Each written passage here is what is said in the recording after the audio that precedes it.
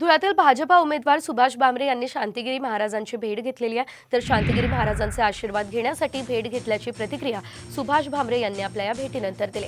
तर मी लोकसभा निवडणूक लढण्यावरती ठाम आहे असं शांतिगिरी महाराज यांनी सांगितलं। याशिवाय 7 ठिकाणी उमेदवार देण्याबाबत चाचपणी सुरू आहे। आमची कमिटी विविध पक्षांसोबत चर्चा करत असल्याचं शांतिगिरी महाराज यांनी म्हटलं आहे।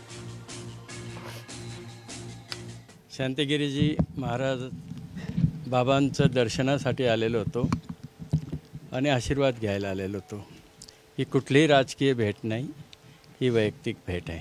मला आशीर्वाद मिळाले। मी आशीर्वाद भक्त जेव्हा प्रामाणिकपणे आशीर्वाद मागतो तो बाबाजींचा आशीर्वाद मिळतो, त्याच्यात बाकीचं राजकारण काही नसतं।